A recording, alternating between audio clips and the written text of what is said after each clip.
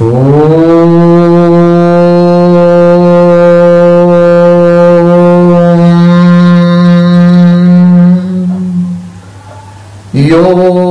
भूतं च भव्यं च सर्वं यश्चादितिष्ठति स्वर्यस्य च केवलं तस्मै ज्येष्ठाय ब्रह्मणे नमः।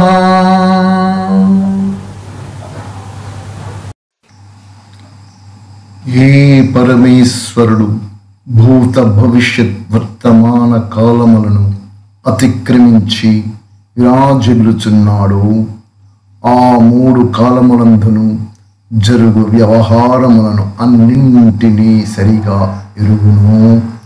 ఎవడు సమస్త జగత్తును తన విజ్ఞానము చేరుంగును, పుట్టించి పోషించి లయమనర్చును, మరియు విశ్వమునందలి పదార్థములకు అధిష్టాత స్వామియు, కేవల సుఖమీ ఎవనికి స్వరూపము. ఎవడు మోక్షమును వ్యవహారిక సుఖమును ఇచ్చువాడు, ఎవనికి లేశ మాత్రమైనను దుఃఖము కలుగదు. ఎవడు ఆనందఘనుడు, అందరికంటే పెద్దయు సర్వసామర్థ్యయుక్తుడును అగు ఆ పరమాత్మకు అత్యంత ప్రేమతో నమస్తే. ఫస్ట్ మీరు కర్మ చేశారా లేదా? కర్మ చేయకుండా జీవనయాత్ర సాగదు. ప్రతి ఒక్కరూ కర్మ చెయ్యాల్సినదే, ఏదైనా శుభకర్మ ఆర్ అశుభకర్మ. కర్మ జరిగిపోతుంది. కర్మ జరిగిపోయిన తర్వాత ఆ కర్మ శుభకర్మలు అయితే శుభ ఫలితాలు వచ్చేస్తాయి, అశుభ కర్మ అయితే అశుభ ఫలితాలు వచ్చేస్తాయి. ఇది ఒక సెక్షన్, దీన్ని ఎవరు తప్పించలేరు. రెండవది ఏమిటి? జన్మించిన తర్వాత జీవుడు తన జీవన విధానంలో సాగాలి. దేవుడు పక్కన పెట్టే, దేవుడు కూడా కాదు ఇక్కడ కావాల్సింది. తన జీవన విధానం సాగాలి. జీవన విధానం సాగాలంటే ఏదో పని చేయాలి. పని చేయకుండా జీవన విధానం సాగదు. జీవన విధానం సాగించడానికి మళ్ళా వీడు ఇందాక విశ్వేశ్వరరావు గారు చెప్పినట్టుగా వికర్మలు కొన్ని చేస్తూ జీవన వృత్తిని స్వీకరించవచ్చు.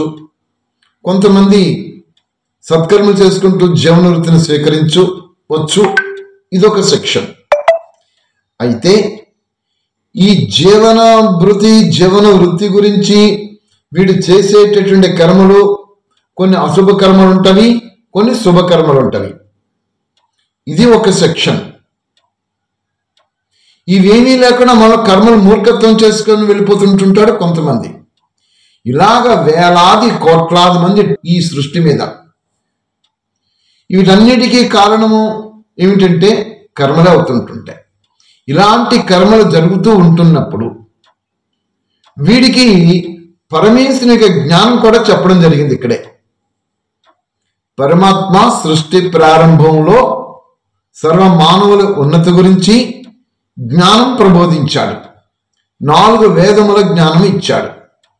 ఈ 4 వేదముల జ్ఞానం ఇచ్చినప్పుడు ఎంతమంది 4 వేదముల జ్ఞానం స్వీకరిస్తున్నారు, ఎంతమంది 4 వేదముల జ్ఞానం స్వీకరించకుండా ఇప్పుడు మీరు చెప్పిన విధానాలతోటి శుభకర్మలు అశుభకర్మలు కల్పించేస్తూ మూర్ఖత్వంతో పూర్తిగా అశుభ కర్మలు చేస్తూ లేదా జ్ఞానయుక్తంతో జ్ఞానము అనే విధానం పట్టుకొని పరమాత్మ స్మృతిలో కర్మలు చేస్తూ ఈ అశుభ కర్మలకు వెళ్లకుండా ఈ యొక్క శుభకర్మలకు వెళ్లకుండా నిష్కామ కర్మతో చేసేటటువంటి ఆత్మలు కొన్ని ఉంటాయి. ఇది సృష్టి యొక్క రంగస్థలం మీద అందరం అభినయించేటటువంటి పాత్రలు, ఎవరు తప్పించలేము. మరి ఇలాంటి సమయంలో నాకు జ్ఞానం ఎలాగొస్తుంది? నాకు వికర్మలు చేసుకుంటూ పోతానా, మూర్ఖంగా వెళ్ళిపోతానా, లేకపోతే ప్రకృతిక ఆకర్షణలకు వశమైపోయి ఒకసారి శుభకర్మ ఒకసారి అశుభకర్మ చేస్తూ పోతుంటానా? ఈ విధానాలన్నిటికీ నాకు విముక్తి ఎప్పుడు వస్తుంది అనేటప్పటికీ ఇక్కడే అందరం ఆలోచించాలి. ఏమిటంటే ఈ మనలోనే పరమాత్మ ఆల్రెడీ చెప్పేసేసాడు. జ్ఞానం ఇచ్చేసేసాడు, స్వతంత్రం కూడా ఇచ్చేసేసాడు. జన్మల పరంపరములో వికర్మలు, శుభకర్మలు, నిష్కామ కర్మలు, మూర్ఖత్వంతో పూర్తిగా వికర్మలు చేస్తూ వచ్చేటటువంటి విధానాలలో నేను బాధలు అనుభవించుకుంటూ స్వతహాగానే నాలో కొంత జ్ఞానం ఉంటుంది, పరమ దైవ జ్ఞానం కొంత నాలో ఉంటుంది. అప్పుడు నేను ఆలోచిస్తాను, ఏమిటి నాకు ఇన్ని బాధలు వస్తున్నవి, ఈ సమస్యలు వస్తున్నవి, కష్టాలు వస్తున్నవి, దీనికి పరిష్కార మార్గం ఏమిటి, ఎలాగా అని ఆలోచిస్తుంటుంటే నాతోటే పాటు కొంతమంది దైవజనులు ఉంటారు, కొంతమంది అటు ఇటు అన్నట్టుగా ఉంటూ ఉంటారు. దైవంతో ఉండేవాళ్ళు, వికర్మలు చేసేవాళ్ళు, పూర్తిగా వికర్మలు చేసేవాళ్ళు, వీళ్ళందరూ కలిసే ఉంటారు. వీళ్ళందరితో కలిసి జీవనయాత్ర సాగిస్తారు. అప్పుడు నేను నా పూర్వజన్మ కృతం కర్మ వ్యాధి రూపేణ పీడిత, ఈ వ్యాధితో బాధపడుతున్నప్పుడు ఈ బాధ నుంచి తప్పించుకోవడానికి నేను ఏం చేయాలి, అప్పుడు నేను అన్వేషిస్తుంటాను ఈ బాధ తప్పించుకోవడానికి. నాతో పాటే సహజీవనం చేస్తూ ఉండినటువంటి కొంతమంది దైవజ్ఞానంతో ఉండేటటువంటి వాళ్ళు నాకు ఆటోమేటిక్గా తారసపడతారు. తారసపడినప్పుడు నా బాధ వాళ్ళతో చెప్పుకుంటే అప్పుడు వాళ్ళు నాకు సజెషన్స్ ఇస్తారు, జ్ఞానం బోధిస్తారు. భాస్కర్ రావు, నువ్వు ఏవో గత జన్మలో చేసుకున్నావయ్యా చెడు కర్మలు, ఈ చెడు కర్మలు నేను బాధిస్తున్నవి, ఇప్పుడు నువ్వేం చేస్తావంటే ఇంక చెడు కర్మల జోలికి వెళ్ళకుండా దైవాన్ని ఆరాధించుకో, నీకు మంచి కలుగుతుంది అని నాకు ఒకరు చెప్పారు. ఇదేదో బాగానే ఉంది కదా అనుకుంటాను. అనుకోవడానికి నాకు కారణం ఏమిటి, నాది ఈ ఒక్క జన్మే నాకు జన్మ కాదు, ఈ ఒక్క జన్మే జన్మ కాదు, ఎన్నో జన్మల పరంపరలో నేను దైవంతో ఉంటున్నాను, దైవాన్ని దూరంగా అయిపోతున్నాను, జ్ఞానంతో ఉంటున్నాను, జ్ఞానంతో దూరం అయిపోతున్నాను, మూర్ఖత్వంతో ఉంటున్నాను, మూర్ఖత్వం దూరం అయిపోతున్నాను, అశుభకర్మలు చేస్తున్నాను, శుభకర్మలు చేస్తున్నాను. ఇవన్నీ నాలో సంస్కారాల రూపంలో ఇమిడిపోయి ఉంటాయి. ఇమిడిపోయి ఉన్న తర్వాత ప్రళయం వచ్చింది, నేను చనిపోయాను, మొత్తం అంతా లయమైపోయింది. ఈ కర్మలు నాలోనే ఉండిపోతాయి. బేస్ ఏమైతే శుభకర్మలు చేశానో, ఏమైతే అశుభకర్మలు చేశానో, ఏమైతే దైవంతో కర్మలు చేశానో, ఏమైతే పరమాత్మ గురించి అన్వేషణతో కర్మలు చేశానో, ఇవన్నీ నిక్షిప్తం అయిపోయి సంచిత రూపంలో, ఆగామి రూపంలో నాలో ఉండిపోయి ఉంటాయి. నా ప్రళయం అయిపోయిన తర్వాత, చనిపోయిన తర్వాత మళ్ళా నూతన సృష్టి ప్రారంభం అయిపోతుంది.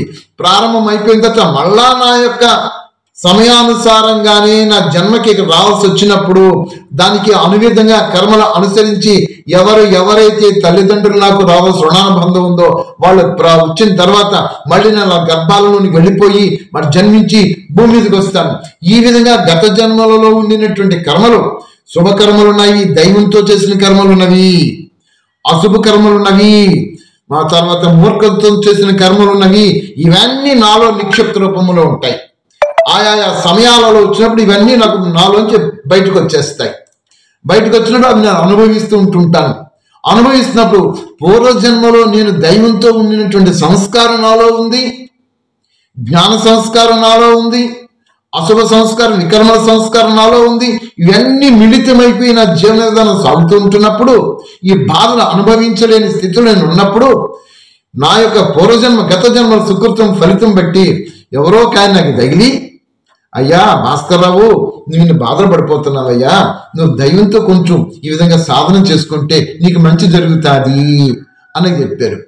ఆల్రెడీ గత జన్మలలో ఏదో జన్మలలో ఎక్కడో నేను దైవంతో ఉండే కారణంగా అవి మళ్ళీ నాలో చిగురిస్తే నిజమే కదా, దైవంతో ఉంటే బాగుంటుంది కదా, ఇది బాగానే చెప్పాడినా, పోన్లే నేను దైవజ్ఞానం చేసుకుంటాను, యోగ సాధన చేస్తాను, లేదా భక్తి మార్గంలో ఆ దైవాన్ని పూజించుకుంటాను అని ఇప్పుడుండే వ్యవస్థను బట్టి మళ్ళీ నాకు తెలియకుండానే అసంకల్పిత ప్రేరణ కర్మ క్రియలతోటి నేను ఆ దైవం వైపున అడుగులు పెడతాను.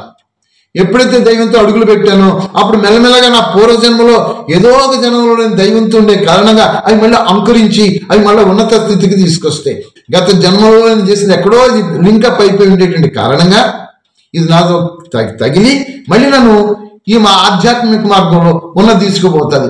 తీసుకెళ్ళడానికి మళ్ళీ జ్ఞాన మార్గంలో అడుగు పెట్టేస్తాను. ఇంత మించి ఇంకేమీ లేదు నాయన. ఏ జన్మల పరంపరలో ఎక్కడో మీలో దైవ సంస్కారం ఉన్నది, ఏదో జన్మలో ఉన్నది. అలాగే గత జన్మలో ఎక్కడో ప్రీవియస్ శిష్యులను ఏ కొన్ని కర్మలు జరిగేవి, ఆ కర్మలు బాధిస్తున్నవి. అలాగే దైవ జన్మలో గత జన్మలో ఎక్కడో దైవ సంస్కారంతో ఉన్నారు, ఆ దైవ సంస్కారంతో ఉండిన విధానం అవి కలిపి ఉన్నవి. ఇప్పుడు దైవంతో మీకు అటాచ్మెంట్ అయ్యింది, ఇప్పుడు జ్ఞానం అర్థమైపోతుంది. ఇప్పటి నుంచి శ్రేష్ఠ కర్మంతో మీరు వెళ్ళిపోతుంటుంటారు. ఇవన్నీ కలిసి మీలోనే ఉన్నవి. మిమ్మల్ని మీరే సరిదిద్దుకుంటూ రావాలి. అందుకు కావాల్సిన జ్ఞానం ఈశ్వరుడు మనకి వేదాల రూపంలో ఇచ్చేశాడు. అది